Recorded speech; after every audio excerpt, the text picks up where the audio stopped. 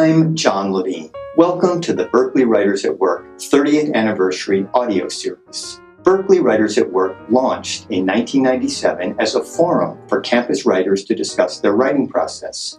Since then, we have interviewed dozens of faculty writers from the departments of history, psychology, public policy, ethnic studies, and mathematics, just to name a few, to talk about how, where, and when they write. In celebration of UC Berkeley's college writing program's 30th anniversary, we are looking inward, turning the microphone towards our own writers, the vastly talented CWP lecturers, many of whom are successful writers in their own right. For more information about Berkeley Writers at Work, be sure to visit our website at writing.berkeley.edu. In this episode, lecturer John Fielding talks to the prolific essayist, poet, playwright, journalist, and teacher Judy Juanita about her writing process and the importance of reading one's own work, respecting drafts, and revising. Judy says she does not wait for inspiration before putting pen to paper. The conversation begins with a reading of Judy's poem, Manhattan My Ass, You're in Oakland, and ends with her thoughts on what it means today to be a successful writer. Welcome, Judy Juanita. Hi, John. Poet, playwright, novelist, short story writer, essayist, journalist, editor, teacher. Is there any kind of writing you don't do? You don't have to answer that question. But yeah, let's start off with an excerpt selection. Okay.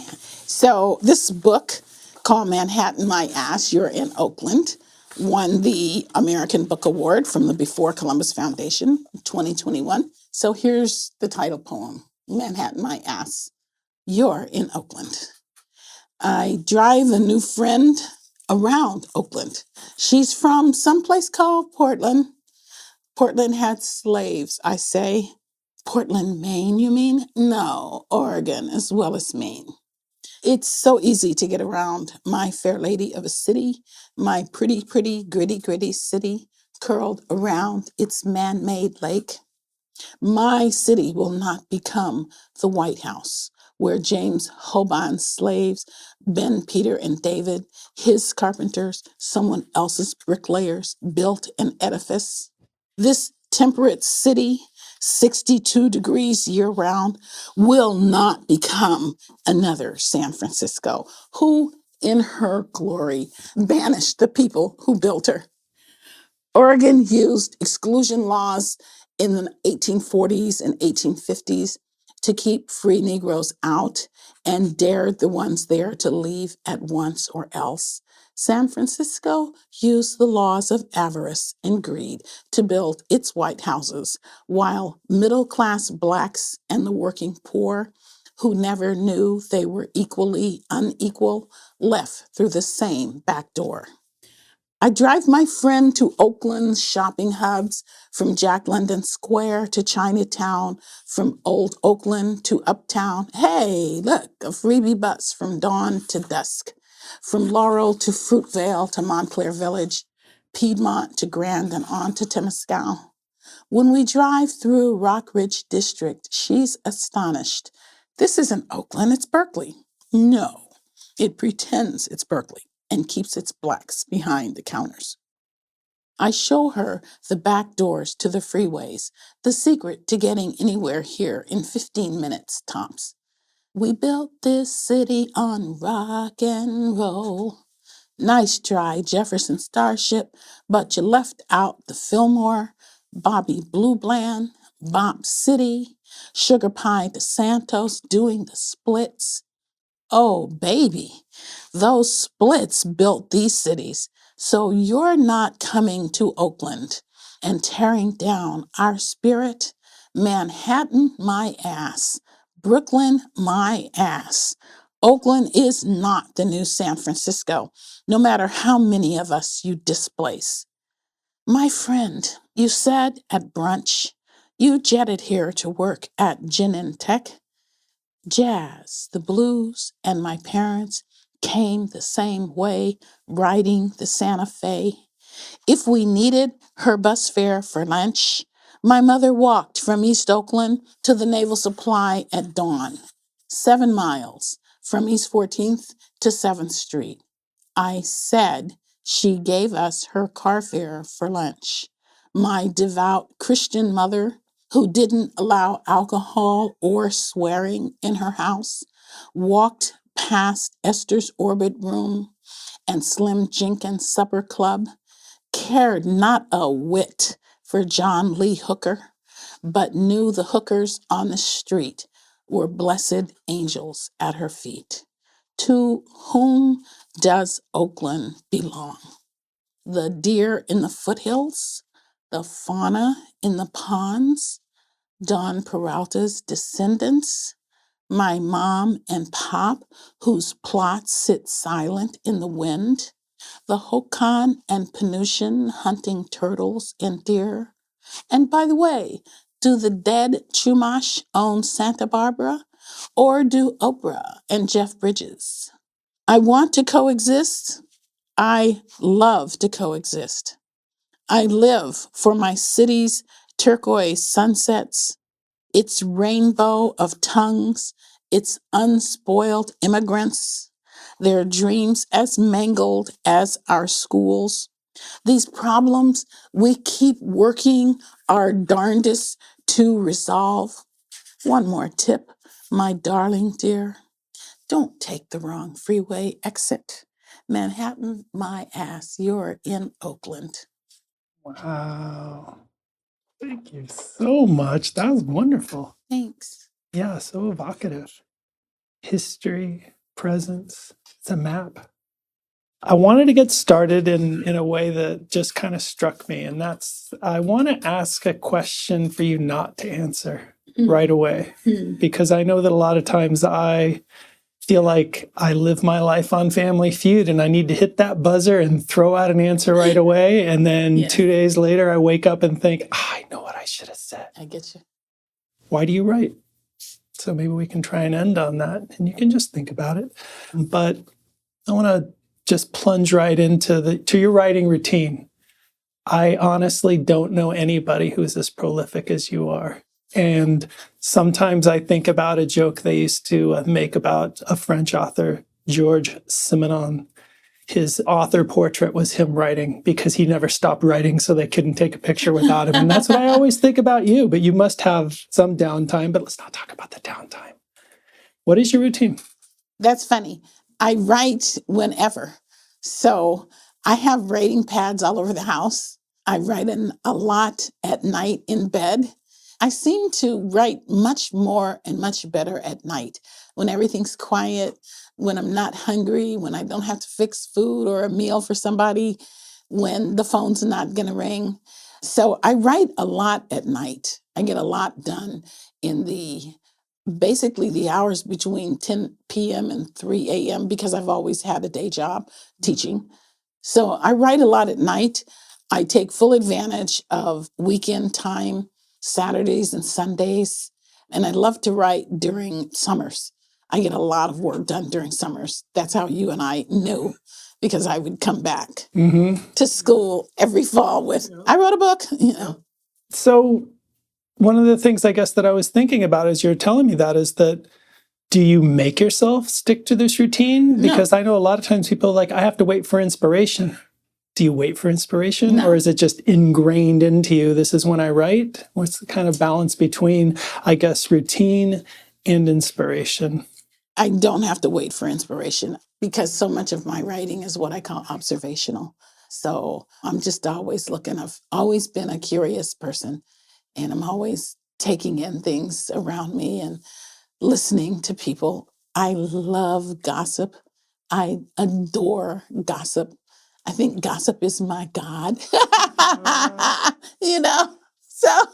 I just have an endless store because, I'm always listening to gossip. And my mother was the church secretary and the person in the church, And so I'd be there at her side, her little girl, listening.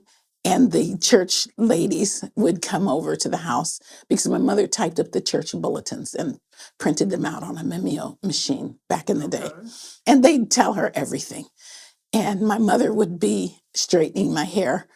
And boy, she'd whip that hair and grab hold of my scalp when the juicy stuff would come. And when the ladies would leave, my mother would say, and not a word of that goes outside of this kitchen. Do you hear, Judy? And I wasn't thinking, I was taking it all in. I just knew it, but I was waiting to finish getting my hair done and to run out and play. But it wouldn't be until decades later that I realized I had what Gore Vidal calls the toolbox that every writer has, their childhood. And that was a part of my childhood. The Black church was full of stuff. So I've never forgotten all of those experiences. And yeah, I get it from all around me. So, and I write so much stuff down that I have more stuff that I could ever use. I mean, yeah, I have huge folders full of notebooks that I'm not even going to use, but I don't throw them away. Do you return to them? Yes, do you return to often. them when you're looking for something, or do you Yes. ever actually just say, I'm just going to go look through this notebook? No, I don't say I'm just going to go look through it. I'm usually looking for something. I'm like, oh my gosh, I'm writing about the 70s. I'm writing about that time. And I'll go back and look through things. And then when I'm looking through things, I'll find out all this other stuff. And then sometimes I start crying because I was like, oh, did I actually go through that? Oh my gosh, Yeah. So I have tons of stuff. I have to stop myself. And the only thing that stops me is because is that I haven't gotten a huge audience. So a lot of times I stop myself and I say, I'm the Black Emily Dickinson. Isn't that terrible? I love that you talk about kind of going back to rediscover this, because that's something I tell to my students, because I don't think that they appreciate reading what you've written, right? Yes. And I think that sometimes we'll write something down and think, okay, I'm done with it. Like it's almost kind of, I think, this misconception of thinking about writing as purging. But No. There's so much value It's refining. in reading what you wrote to discover, but also I think in some sense respecting what you wrote enough to actually read it. I agree. And so you talked about going back to your notebooks if you're looking for something. I guess going back to, or maybe building on this idea of routine, how do you start a project? When you have a project, do you say, I'm going to write a poem, a play, a novel? Or do you then work that way? Or is it kind of extracting from the material you have and kind of realizing the form within the block of marble? I used to work that way. I used to set out and have something that I was going to write. And I think that probably I wrote that way for decades. Oh, now I'm going to work on this. And I used to be able to write a play in 10 weeks, and I knew it, that I could get it done. And poems took a few days, and short stories would take maybe between a week and 2 weeks, or sometimes longer. But that began to change. And now it's a very interesting phenomenon. When I start out on writing, like I have a big project that I've been working on for a few years. But all during this big project, these other ideas have come up. And the other ideas were so compelling that I had to put the big project aside, which is going to take a few years to get done anyway, and then dash out these 2 or 3 month projects. So it's just been kind of interesting. Like they're like children standing in line waiting to get fed by the mother, and the one with the biggest yap is the one you feed. I'm hungry, feed me now. So yeah. And so you give them attention when they're That's demanding right. it the most. Yes, that's right. Whoever's yapping the most. And how do you know when you're done? Which is, again, a new question, but thinking about kind of how you get started on something, when you know what you're working on, but then to jump to the end. How do you know when you're done? Because I know that sometimes, especially with drafts and drafts and drafts. No, I know when I'm done. I have developed a sense of closure. And I think that I developed that through reading many other poets and many other short story writers and plays and seeing plays. You know when you're done. You know when you've reached a climactic point and it's over. it's done. So writing has a rhythm to it that's very much like songs and operas and other art forms. You know when you're done. I've been teaching my students that this past year, telling them that A and B writing is marked by great sentences of closure at the ends of paragraphs. So I began studying that in my MFA program. That was one of my presentations that I had to give on a sense of closure, to poems and how poets achieve it. Writing is very physical. So it's also evident in when you basically just say, I'm through, Yeah. And to me also, I found out as I've gotten older, I told my friends I have this response to things, and it's called I've had enough, you know. And that is so unlike my younger self. I just went to excess in everything. Yeah. But as I've gotten older, it's been like, I've had enough. Yeah. And somehow I think that that's a reflex that's active in writing too. Enough, done. Yeah, I mean, it was wonderful to hear you read that. And I think that I did get a sense of completion. And it's funny that you make the analogy to song, because Yes. in another context, I've heard an artist respond to how do you know when a song is done? And her response was, well, you're going to go on tour and you're going to sing this over and over. So when you reach the point where you're not tired of listening to it over and over, and I guess being able to return to it and not feel like you need to. No, yeah. And also, when you read your stuff a lot, like in poetry readings, and you have to know how to give the audience that sense of closure. I mean, I was just at a poetry reading the other day, and I was thinking when the person read, we don't know when you're going to end. And then when they ended, the audience didn't know, oh, is this the end or not? And then the poet did a little bow, like to indicate they were through. And I was like, thinking, nah, you got to go back and fix that ending, because that wasn't it, babe, Okay, well, we talked about the start, we talked about the end. Let's talk about that middle. Are there stages? I'm sure there are stages. You're telling me your stages, but what are they? I mean, is it always the same? How set is this process? Okay, let's switch to novels then. Let's switch to novels and short stories. Because particularly in novels, that's a problem that novelists have with that slog in the middle. And so you have to go back and learn how to tighten it up. What they did with Virgin Soul, the editors at Viking, or my editor at that point, she said, we have to go in and get this snappy, and I came out of the MFA program really the star student at writing long. I could write 30-page short stories, and I proudly bring them into class. Squash that when it came to getting the book published. They wanted short, snappy. Let's move this along. Narratives, nobody's reading Dickens anymore. Let's get this moving. And those chapters in Virgin Soul were very short. They were like 4 to 8 pages long. So when you're going at that pace, that avoids that bog in the middle, because you have to keep it moving. You have to keep it moving. So, but that bog I'm very familiar with it, having now, done a number of longer projects. You have to keep it moving, and you have to follow, I have to follow traditional structure then. Okay. Yeah. Tell me about traditional structure. Like, for instance, the sonnet, and the 8/6, or either 4/4/4/2. You have to, in some kind of way, get some sense of an arc, and I will draw it on the board for the classes, the dramatic arc. You just have to go back and look at your work. Or I've gone back and had people help me, readers, beta readers, or whatever, help me to tighten it up at a certain point.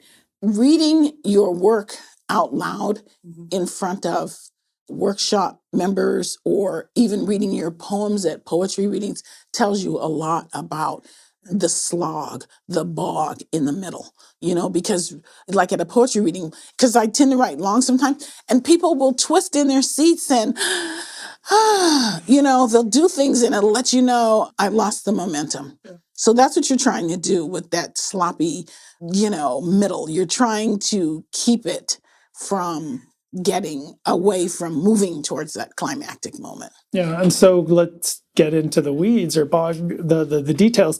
Do you still write long and then pare it down? Yes, I Or do. okay, you're already answering my Yes. question. Okay, good. Yes. Because that's kind of the way that I work too. And I'm excess, kind of yeah. curious, like, does anybody ever achieve this? Like, oh, I'm just going to be able to kind of shoot right at the target. But one of the things that I always tell my students is that just get it down on paper and then polish it. You're never, that sense of like, I got to have the block of marble, but I admire people who can do the other way. I don't think there are many people who do that, but some do, obviously, but no, I want the block of marble, because you don't know what's going to be That's right. How can you worth surprise keeping or yourself? not. Yes, because one of my mentors, Stephen Dunn, the late Stephen Dunn, so sorry that he passed a couple of years ago, but he would say no surprises for the writer, no surprises for the reader. So, you have to delight yourself and be astonished at your own work. And then that effect. Well, it's never either or, but I guess this kind of speaks to something else that I wanted to ask you about, and that's maybe edging towards that why do you write? But, these categories blur, but there's writing for discovery, there's writing just to get your ideas down, to get your vision down. And I'm wondering if there's ever any kind of conscious decision or even kind of struggle between I'm just going to kind of let these words flow and kind of let the story go where it wants, or I have to kind of steer this car. I have this vision. I have this specific kind of tale that I want to tell, this effect that I want to achieve. I'm not sure if this is making kind of much sense here, but we kind of thinking about kind of like the different uses of writing. Okay, so go back to gossip. Okay, Yeah. When people gossip, they usually have a story to tell. Okay. Girl, let me tell you what happened, and that's basically what my writing is. Okay. It's like I'm a storyteller, and even in person, Yes, you are. Yeah, I'm a gabber. So I'm writing to tell the story, and I'm from a family of gabbers and tall tale people. So I'm writing to tell you what the real deal was that I heard about. That's me. Yeah, and you're already thinking about your audience. And you're thinking about your reception. Yes, because there's some people who you can tell the story to, and what am I going to say? You got to be very careful how you have to edit it because they don't like swear words, or they don't like the word pussy, or they don't want anything that's illegal. It was so funny because, I tried stand-up comedy, and I was part of the underground comedy scene here in San Francisco in the early 2000s. And immediately I knew I wasn't a comedian. And I knew, immediately upon understanding that, I knew that I was there to understand it as an art form, which I did in hanging out with them for about 2.5 years. So I learned through comedy and through looking at them that what you say in a nightclub when people are inebriated, that's one thing, and you can get away with a lot. And then I tried some of the same poetry, the poem called Sonnet.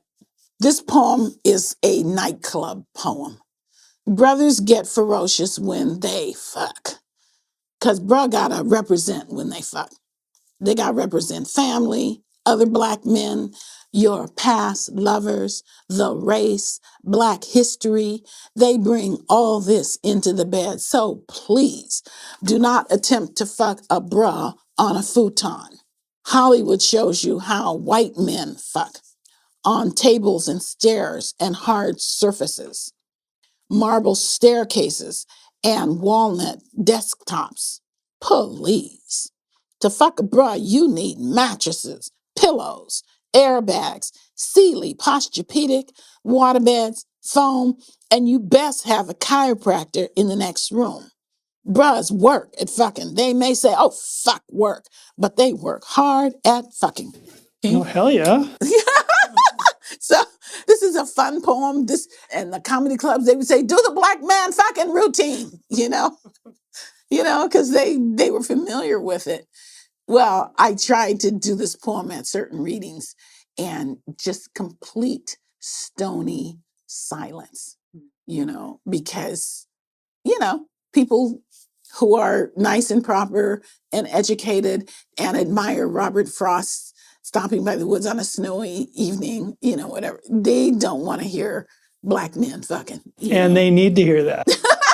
Okay, well, I'm not going to proselytize. Maybe they don't need to hear it. But you see, in here, for irony's sake, I call it a sonnet, but it is a sonnet. It follows the 8-6 structure, as you can see. So, it's been a steep learning curve to figure out where to read. But like you say, I am prolific, so I have a lot of stuff to choose from. But when I go to a reading, I basically bring several things, and I never want to go first. Not because I'm afraid of going first. I'll go first in a minute.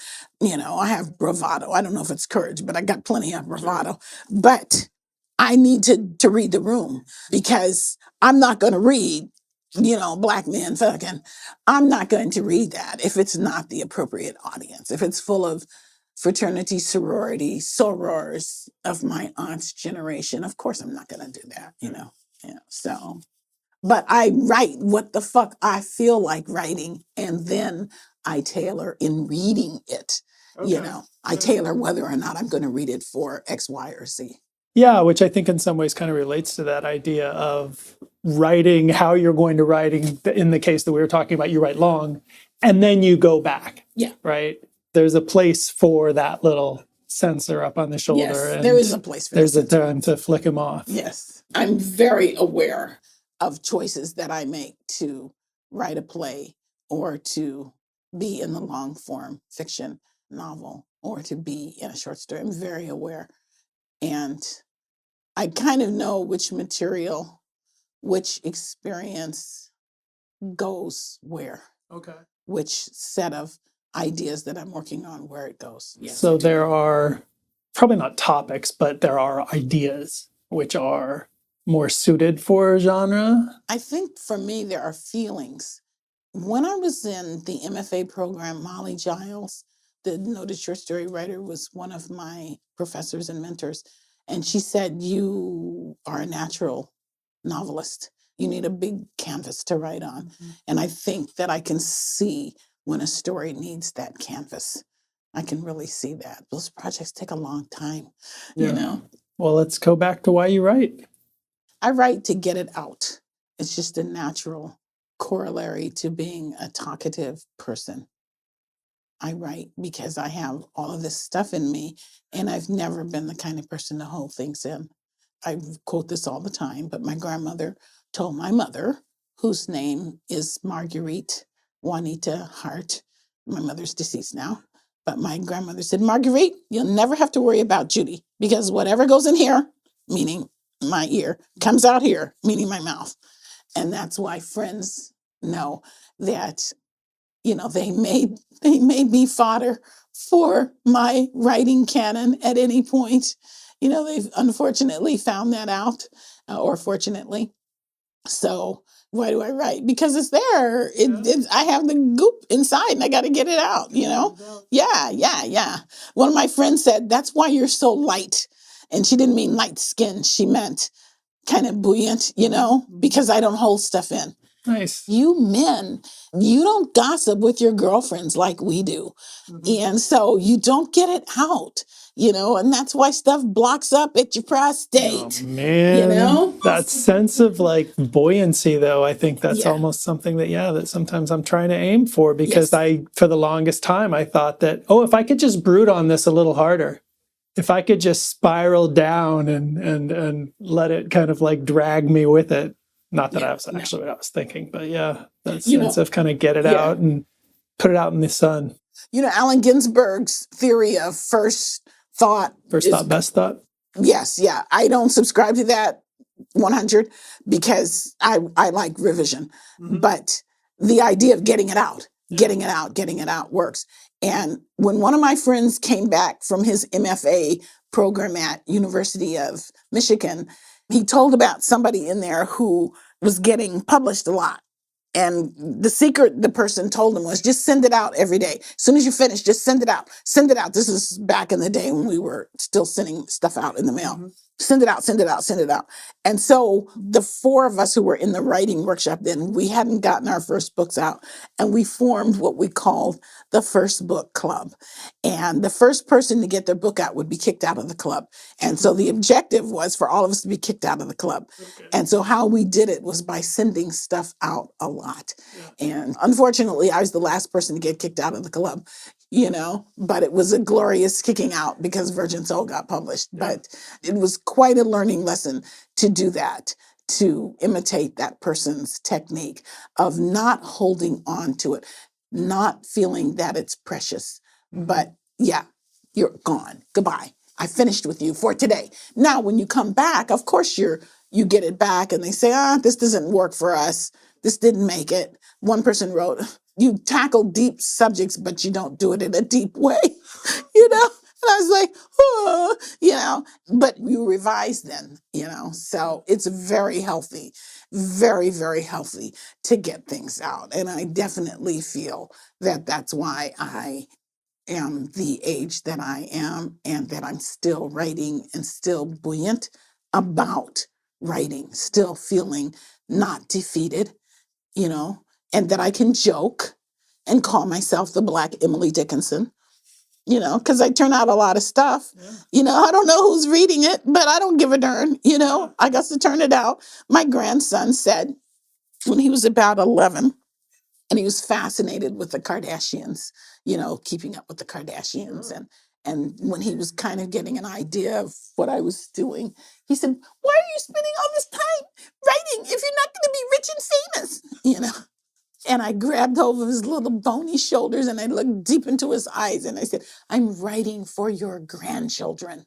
And his little eyes went boing, yoing, yoing, yoing, yoing, as the thought of being a grandfather got to him. But in a few years, he understood. By the time he got to Berkeley High, then several of his teachers said, your grandmother is Judy Juanita. I've read, her books, so forth, so forth. So he understands a lot more now, but he still understands that it's not something, I've gone over it very carefully with him that most writers, like most artists, like most actors, painters, so forth, do not achieve super duper success, in this culture that does not even value that. What we do achieve, if we strive for it, is a sense of surety and a sense of calm that we've contributed to this great conversation in the universe. That's it for this episode. Thanks for listening to Berkeley Writers at Work audio series, a production of the college writing programs at UC Berkeley. You can find more information about our program at writing.berkeley.edu. I'm John Levine.